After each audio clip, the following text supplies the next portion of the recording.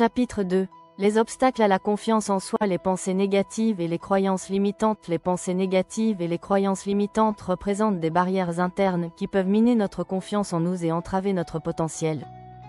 Ces pensées et croyances, souvent enracinées dans des expériences passées ou des messages reçus de notre entourage, agissent comme des filtres qui déforment notre perception de nous-mêmes et de nos capacités. Comprendre ces mécanismes et apprendre à les surmonter est crucial pour renforcer la confiance en soi. 1. Comprendre les pensées négatives. Les pensées négatives sont des évaluations critiques et pessimistes de soi-même et de ses capacités. Elles peuvent se manifester sous diverses formes. L'autocritique, je suis nul, ah ça, je ne réussis jamais rien. La généralisation excessive, je rate toujours tout, personne ne m'aime. La catastrophisation, si j'échoue, ce sera la fin du monde, tout va mal tourner. La dévalorisation, je ne mérite pas le succès, je ne suis pas assez bon, non. Ces pensées négatives peuvent devenir un cycle autodestructeur, où chaque échec ou critique perçue renforce la croyance en son incompétence ou sa faiblesse. 2. Les croyances limitantes. Les croyances limitantes sont des convictions profondément ancrées qui restreignent notre perception de ce qui est possible. Elles agissent comme des barrières invisibles, nous empêchant d'explorer notre plein potentiel. Voici quelques exemples courants. La peur de l'échec. Si j'échoue, cela prouve que je ne suis pas capable. Le syndrome de l'imposteur. Je ne mérite pas ce succès, je vais être découvert, comme un imposteur, Trice. Les attentes irréalistes, je dois être parfait, pour réussir, si je ne suis pas le meilleur, cela ne vaut rien. Les croyances sur les capacités fixes, je suis mauvais, en maths, et je ne peux pas m'améliorer, je ne suis pas créatif, donc je ne pourrai jamais réussir dans ce domaine. Ces croyances limitantes façonnent nos actions et nos décisions, nous conduisant souvent à l'inaction par peur de l'échec ou du jugement. 3. Identifier les pensées négatives et les croyances limitantes. La première étape pour surmonter ces obstacles est de les identifier. Cela nécessite une réflexion honnête et consciente sur ses pensées et croyances. Tenez un journal de pensées. Notez les pensées négatives et les croyances limitantes au fur et à mesure qu'elles surgissent. Cela aide à prendre conscience de leur fréquence et de leur impact. Remettez en question vos pensées. Posez-vous des questions critiques telles que « Est-ce vraiment vrai ? Quelle preuve ai-je pour soutenir cette pensée ? Cette pensée m'aide-t-elle ou me nuit-elle ? Cherchez des schémas. Identifiez les situations qui déclenchent ces pensées et croyances. Y a-t-il des domaines spécifiques où elles sont plus fréquentes ? 4. Remplacez les pensées négatives par des affirmations positives et réalistes. Une fois ces pensées et croyances identifiées, l'étape suivante consiste à les remplacer par des affirmations positives et réalistes. Voici comment procéder. Transformez les pensées négatives en affirmations positives. Reformulez les pensées négatives de manière positive. Par exemple, remplacez « je ne suis pas capable » par « je peux réussir si je m'y mets sérieusement ». Utilisez des affirmations réalistes. Assurez-vous que vos affirmations sont crédibles et réalisables. Plutôt que de dire « je suis le meilleur », dites « je fais de mon mieux et je m'améliore chaque jour ». Répétez régulièrement vos affirmations. Intégrez les affirmations dans votre routine quotidienne. Répétez-les chaque matin ou chaque soir pour renforcer leur impact. 5. Pratiquez l'autocompassion. L'autocompassion est la pratique de la bienveillance envers soi-même, surtout en cas d'échec ou de difficulté. Elle consiste à se traiter avec la même gentillesse et compréhension que l'on accorderait à un ami cher. Reconnaissez vos erreurs sans vous juger sévèrement. Acceptez que l'erreur fait partie du processus d'apprentissage et qu'elle ne diminue pas votre valeur en tant que personne. Soyez patient avec vous-même. Comprenez que changer des pensées et croyances profondément enracinées prend du temps et des efforts. Encouragez-vous. Utilisez des mots d'encouragement et de soutien pour vous-même, comme vous le feriez pour quelqu'un que vous aimez. Conclusion. Les pensées négatives et les croyances limitantes peuvent saboter la confiance en soi, mais elles ne sont pas insurmontables. En apprenant à identifier et à remplacer ces pensées par des affirmations positives et réalistes, et en pratiquant l'autocompassion, nous pouvons progressivement renforcer notre confiance en nous. Cette transformation demande du temps, de la pratique et de la patience, mais les résultats en valent la peine, une vie plus épanouissante, des relations plus saines et une capacité accrue à atteindre nos objectifs et à réaliser notre potentiel. Chapitre 2. Les obstacles à la confiance en soi. 2.2 La peur de l'échec. La peur de l'échec est un frein majeur à la confiance en soi. Elle peut paralyser, inhiber l'action et créer un cercle vicieux de procrastination et de doute de soi. Pour surmonter cette peur et renforcer la confiance en soi, il est essentiel d'adopter une perspective différente sur l'échec, en le considérant comme une opportunité d'apprentissage plutôt que comme une fin en soi. 1.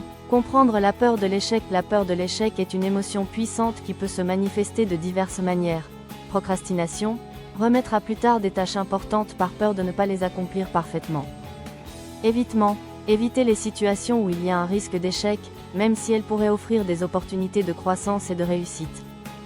Autocritique, se critiquer sévèrement pour des erreurs ou des imperfections, renforçant ainsi le sentiment de ne pas être à la hauteur.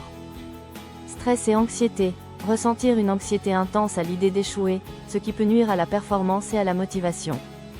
2. Les origines de la peur de l'échec. La peur de l'échec peut avoir plusieurs origines, souvent enracinées dans l'enfance et les premières expériences de vie. Perfectionnisme, les attentes irréalistes et la pression pour atteindre la perfection peuvent rendre l'échec inacceptable. Critiques passées. Les critiques sévères de la part des parents, enseignants ou pairs peuvent créer une association négative avec l'échec. Comparaison sociale. Se comparer constamment aux autres et se sentir inférieur lorsqu'on ne réussit pas aussi bien qu'eux. Expérience de traumatisme. Les échecs traumatisants ou humiliants peuvent laisser des cicatrices profondes et alimenter la peur de répéter ces expériences. 3. Les conséquences de la peur de l'échec. La peur de l'échec peut avoir des conséquences négatives sur divers aspects de la vie. Inhibition de l'action. La peur de l'échec peut empêcher de prendre des initiatives et de saisir des opportunités, limitant ainsi le potentiel de réussite. Diminution de la confiance en soi. Chaque évitement ou échec perçu renforce le sentiment de ne pas être capable, érodant progressivement la confiance en soi. Stress et burn-out. Le stress chronique et la pression constante pour éviter l'échec peuvent conduire à l'épuisement physique et mental. 4. Changer de perspective. L'échec comme opportunité d'apprentissage. Pour surmonter la peur de l'échec, il est essentiel de changer la manière dont nous percevons l'échec. Accepter l'échec comme partie intégrante du succès. Comprendre que l'échec fait partie du chemin vers le succès et que chaque échec est une occasion d'apprendre et de s'améliorer. Analyser les échecs de manière constructive. Plutôt que de se focaliser sur l'échec en tant que tel, examiner ce qui n'a pas fonctionné et pourquoi. Utiliser cette analyse pour ajuster ses stratégies et ses actions futures. Adopter une attitude de croissance. Selon Carol Dweck, psychologue, adopter une mentalité de croissance consiste à voir les compétences et les talents comme des qualités développables à travers l'effort, la pratique et l'apprentissage, plutôt que comme des traits fixes et immuables. Dédramatiser l'échec. Réduire l'importance dramatique de l'échec en le mettant en perspective. Un échec n'est souvent qu'une étape dans un parcours plus long et plus complexe. 5. Stratégie pour surmonter la peur de l'échec. Voici quelques stratégies pratiques pour surmonter la peur de l'échec. Fixer des objectifs réalistes, établir des objectifs atteignables et mesurables. Diviser les grands objectifs en étapes plus petites et gérables pour réduire l'anxiété liée à l'échec potentiel. Pratiquer l'autocompassion, être bienveillant envers soi-même en cas d'échec. Reconnaître ses efforts et accepter les erreurs comme une partie normale du processus d'apprentissage. Construire un réseau de soutien, s'entourer de personnes positives et encourageantes qui peuvent offrir des conseils constructifs et du soutien émotionnel. Faire de petits pas, prendre des risques calculés en commençant par de petites actions. Chaque petite victoire renforce la confiance et réduit la peur de l'échec pour les actions futures. Récapituler les succès passés, se rappeler des succès antérieurs et des situations où l'on a surmonté des défis.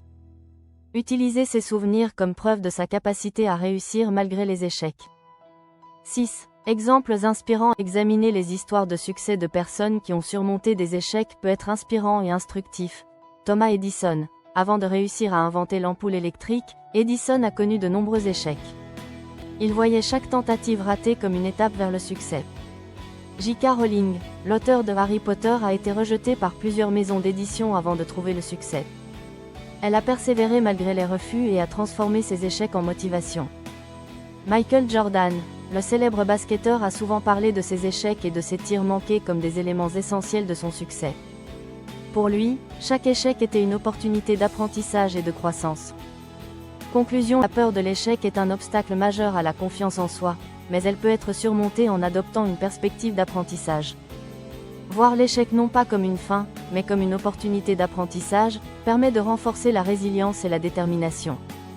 En changeant notre perception de l'échec et en appliquant des stratégies pratiques pour le gérer, nous pouvons transformer cette peur en une force motrice qui nous pousse vers la réussite et l'épanouissement personnel. Chapitre 2. Les obstacles à la confiance en soi. 2.3 L'influence des autres. L'opinion des autres peut fortement impacter notre confiance en nous. Les retours que nous recevons, qu'ils soient positifs ou négatifs, peuvent soit renforcer notre estime de soi, soit la diminuer. Il est donc crucial d'apprendre à faire la part des choses entre les critiques constructives et les jugements inutiles. Comprendre et gérer l'influence des autres est essentiel pour préserver et renforcer notre confiance en nous. 1. Les différentes formes d'influence des autres. L'influence des autres sur notre confiance en soi peut prendre plusieurs formes.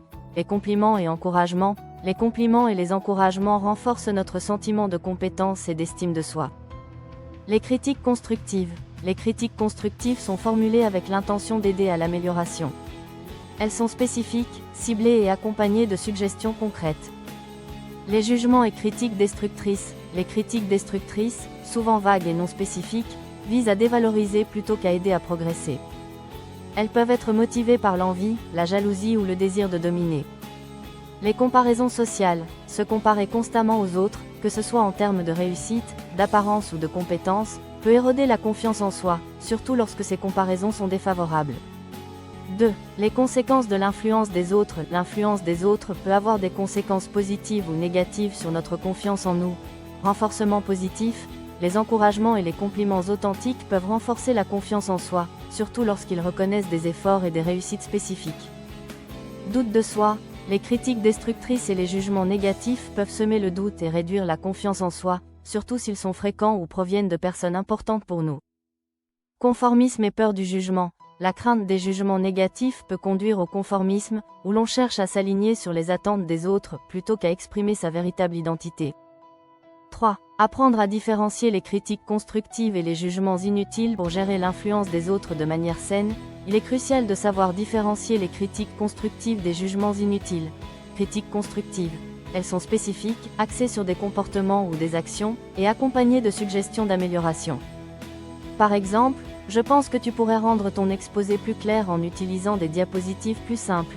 Jugements inutiles. Ils sont souvent vagues, personnels et non spécifiques. Par exemple, tu es toujours si confus, dans tes présentations. Tes jugements n'apportent aucune valeur constructive et visent souvent à blesser plutôt qu'à aider. 4. Stratégie pour gérer l'influence des autres. Voici quelques stratégies pour gérer l'influence des autres et préserver votre confiance en vous. Évaluer la source. Considérez la source de la critique ou du jugement. Est-ce une personne dont l'avis est généralement constructif et bienveillant, ou quelqu'un qui a tendance à critiquer négativement? Recherchez l'intention. Essayez de discerner l'intention derrière la critique. Est-ce que cette personne cherche vraiment à vous aider à vous améliorer, ou semble-t-elle simplement vouloir vous rabaisser? Prendre du recul. Prenez du recul face aux critiques destructrices. Rappelez-vous que ces jugements sont souvent plus révélateurs des insécurités de ceux qui les émettent que de votre propre valeur. Acceptez les critiques constructives. Soyez ouvert aux critiques constructives et utilisez-les comme des outils pour grandir et vous améliorer. Apprenez à remercier les personnes qui vous offrent des retours constructifs. Renforcez l'auto-validation, développez votre capacité à vous auto-valider. Apprenez à reconnaître et à célébrer vos propres succès et progrès sans dépendre exclusivement des avis extérieurs. 5. S'entourer de personnes positives. L'environnement social joue un rôle crucial dans le développement et le maintien de la confiance en soi. Choisir ses relations. S'entourer de personnes positives et bienveillantes qui vous soutiennent et vous encouragent peut renforcer considérablement votre confiance en vous. Évitez les personnes toxiques. Limitez les interactions avec les personnes toxiques ou destructrices qui cherchent à diminuer votre estime de soi. Recherchez le soutien. Participez à des groupes ou des communautés qui partagent vos intérêts et vos valeurs. Ces environnements peuvent offrir un soutien mutuel et des encouragements précieux. 6. Exemples et témoignages. S'inspirer d'exemples et de témoignages de personnes ayant surmonté les jugements négatifs peut être très bénéfique. Oprah Winfrey. Oprah a surmonté de nombreuses critiques et difficultés pour devenir une figure emblématique de la télévision et une voix influente pour l'empowerment. Nelson Mandela. Malgré des années d'emprisonnement et de critiques, Mandela a maintenu sa confiance en lui et sa vision, menant à la fin de l'apartheid en Afrique du Sud. Maya Angelou. La poétesse et activiste Maya Angelou a transformé les épreuves et les jugements qu'elle a subis en une force de résilience et d'inspiration pour des millions de personnes. Conclusion. L'opinion des autres peut fortement impacter notre confiance en nous, mais il est possible de gérer cette influence de manière saine et constructive. En apprenant à faire la part des choses entre les critiques constructives et les jugements inutiles, en renforçant notre capacité d'auto-validation, et en choisissant soigneusement notre entourage, nous pouvons préserver et renforcer notre confiance en nous. Adopter ces stratégies nous permet de naviguer les interactions sociales avec assurance et de continuer à croître et à prospérer malgré les influences extérieures. Abonnez-vous à la chaîne pour obtenir le chapitre 3. Merci d'avoir regardé cette vidéo. N'hésitez pas à vous abonner à la chaîne, donner un petit pouce en l'air, activer la cloche, passer un commentaire et partager avec les vôtres.